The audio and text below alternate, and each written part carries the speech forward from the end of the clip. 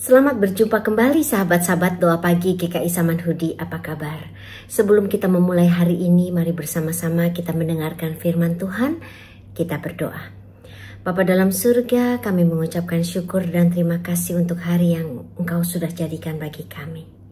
Sebelum kami mau memulainya, kami mendengarkan firman-Mu. Mari berkata-katalah kepada kami.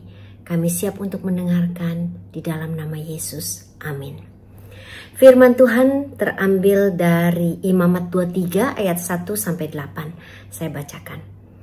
Tuhan berfirman kepada Musa, "Berbicaralah kepada orang Israel dan katakan kepada mereka, hari-hari raya yang ditetapkan Tuhan, yang harus kamu maklumkan sebagai waktu pertemuan kudus, waktu perayaan yang kutetapkan, adalah yang berikut. 6 hari lamanya boleh dilakukan pekerjaan, tetapi pada hari yang ke-7 haruslah ada Sabat, hari perhentian penuh, yakni hari pertemuan kudus.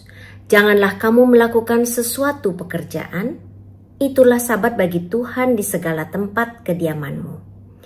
Inilah hari-hari raya yang ditetapkan Tuhan, hari-hari pertemuan kudus yang harus kamu maklumkan masing-masing pada waktunya yang tetap. Dalam bulan yang pertama, pada tanggal 14 bulan itu, pada waktu senja, ada Paskah bagi Tuhan. Dan pada hari yang ke-15 bulan itu, ada hari raya roti tidak beragi bagi Tuhan. 7 hari lamanya kamu harus makan roti yang tidak beragi. Pada hari yang pertama, kamu harus mengadakan pertemuan kudus. Janganlah kamu melakukan sesuatu pekerjaan berat. Kamu harus mempersembahkan korban api-apian kepada Tuhan 7 hari lamanya. Pada hari yang ke-7 haruslah ada pertemuan kudus. Janganlah kamu melakukan sesuatu pekerjaan berat." Ayatnya yang ketiga. Selama 6 hari pekerjaan boleh dilakukan, tetapi pada hari ke-7 haruslah ada Sabat, hari perhentian penuh, suatu hari pertemuan kudus. Pekerjaan apapun jangan kamu lakukan. Itulah Sabat bagi Tuhan di segala tempat kediamanmu. Ada banyak hari raya yang Tuhan perintahkan untuk dirayakan bagi umat Israel. Ada yang dirayakan setahun sekali. Ada yang dirayakan sekali dalam 7 tahun. Bahkan ada yang dirayakan sekali dalam 50 tahun. Dalam semua perayaan-perayaan yang paling sering diulang adalah Sabat. Secara rutin, Sabat datang setiap minggu, sekali dalam 7 hari. Bukan 7 tahun, tapi 7 hari.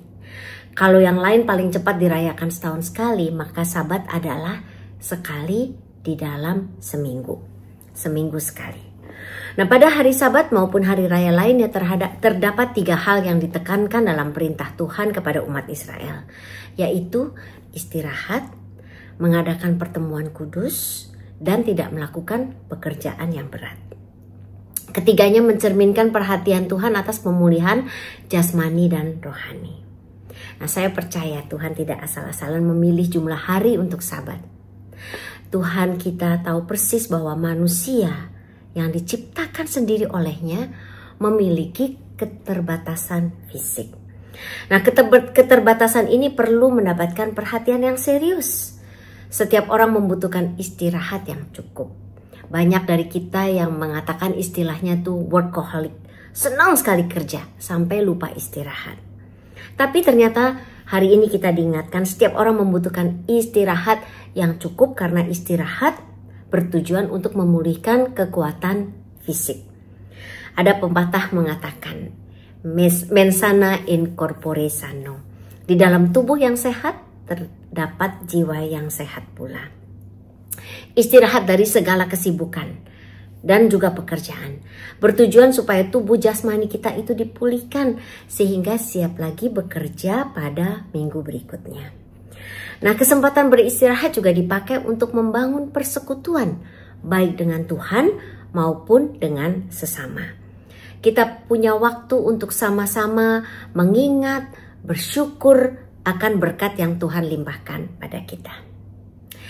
Nah, saudara, hari ini selain Sabat dalam arti kita beristirahat di hari di mana kita tidak bekerja, saya juga mau mengajak kita untuk mengaplikasikan Sabat dalam sudut yang berbeda. Bukan istirahat secara fisik di hari Sabtu atau Minggu atau libur sekolah atau kerja, namun istirahat daripada memikirkan hal-hal yang membebani hidup kita. Kecenderungannya bisa juga kita katakan kelemahan kita, yang membuat kita menjadi manusia yang tidak bahagia, tidak bisa bersyukur.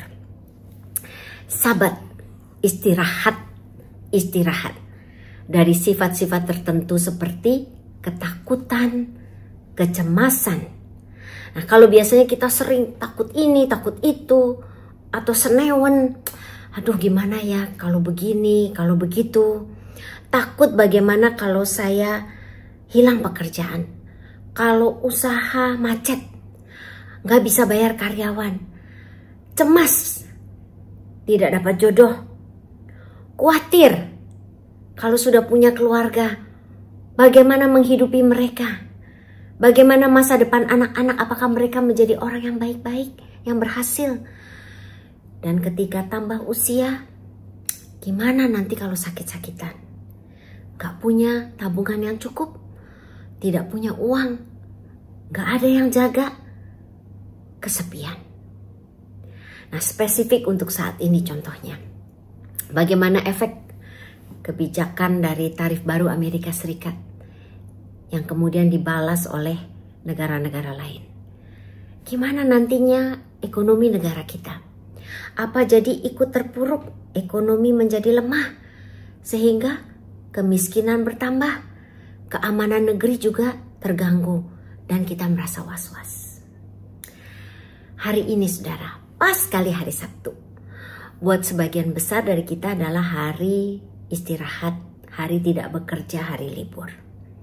Mari kita juga coba praktekkan istirahat dari ketakutan, dari kecemasan. Nah, bagaimana caranya? Mari kita berserah kepada Tuhan, percaya bahwa segala sesuatu yang terjadi di dalam hidup kita ini, jika kita sudah berusaha untuk mengikuti jalan yang sudah ditunjukkannya, mengikuti firman Tuhan, pasti segala sesuatunya akan baik-baik saja. Saya siapkan ilustrasinya saudara. Melengkapi seri doa pagi 2 bulan yang lalu telur ceplok, lalu bulan lalu telur orak-arik. Nah, saudara mungkin yang pernah makan pagi di hotel, biasanya telur merupakan menu yang pasti ada.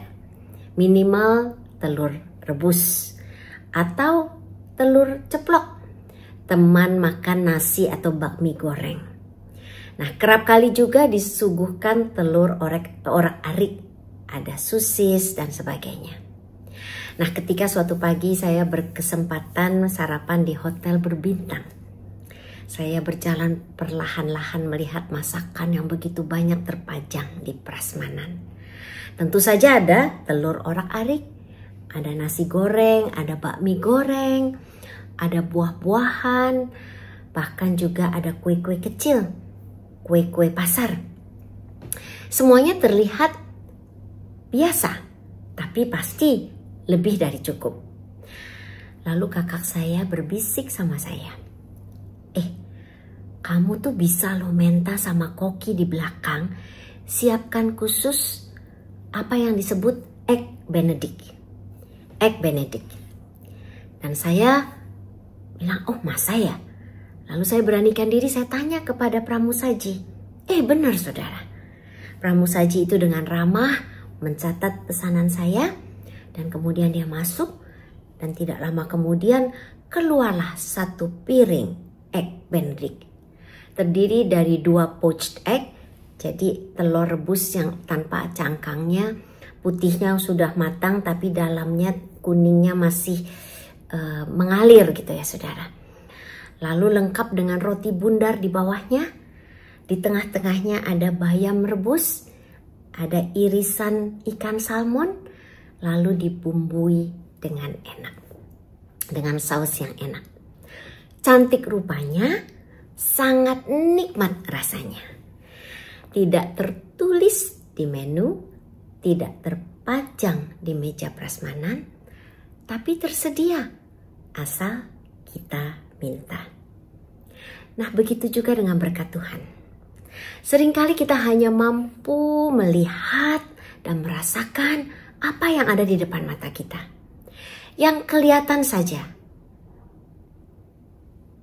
Kita tentu ingat pikiran kita ini semua sangat terbatas. Di luar kemampuan dan nalar kita tidak bisa tahu apa-apa. Tapi kita tidak sadar bahwa Tuhan sebenarnya sudah menyiapkan berkat-berkat dan rancangan-rancangan jalan-jalan yang indah dan sempurna yang tidak kita tahu ada. Kita tidak pernah menduga, tidak masuk dalam pikiran kita yang sangat terbatas ini, dan juga tidak terpikirkan oleh kita untuk meminta. Tuhan punya menu-menu yang tersembunyi, Egg Benedict, hal-hal yang baik yang tersedia bagi mereka yang percaya, yang mencari kehendaknya, mau membuka hati, berdoa minta hati yang bijaksana, supaya kita mampu melihat kenyataan hidup ini lebih daripada apa yang di depan mata. Jadi saudara, apapun tantangan hidup yang saudara alami, hari ini mari coba untuk beristirahat dari ketakutan atau kecemasan. Dengan pertolongan Tuhan, pasti saudara mampu akan menjalani hari ini dengan sukacita, ringan, penuh dengan damai, dan pasti dengan penyerahan. Nikmati Egg Benedict dari Tuhan. Kita berdoa. Bapa, terima kasih untuk waktu istirahat secara fisik yang Engkau berikan kepada kami setiap hari Sabat, setiap akhir pekan, setiap hari Sabtu dan Minggu. Mampukan kami untuk menggunakannya dengan sebaik-baiknya sehingga kami mampu untuk mendapatkan fisik yang kuat, yang sehat, yang prima menghadapi tugas-tugas kami selanjutnya di minggu yang akan datang. Mampukan kami juga untuk beristirahat bahkan dengan pertolongan-Mu Tuhan, mampu merdeka dari hal-hal yang membebani hidup kami, seperti kecemasan, pikiran buruk, pikiran negatif, serta ketakutan-ketakutan. Ingatkan kami Tuhan, mampukan kami untuk selalu ingat bahwa Engkau selalu memimpin hidup kami. Bahkan selalu sudah siap menyediakan segala yang kami perlukan, lebih dari apa yang kami bisa bayangkan, bahkan sebelum kami tahu kami memerlukannya. Tuhan, kami mau menyambut Egg Benedict daripada-Mu. Terima kasih Tuhan. Dalam nama Tuhan Yesus kami berdoa. Amin. Bagi Bapak Ibu yang memiliki pergumulan khusus dan ingin didoakan, bisa menghubungi rekan-rekan pendeta di nomor berikut.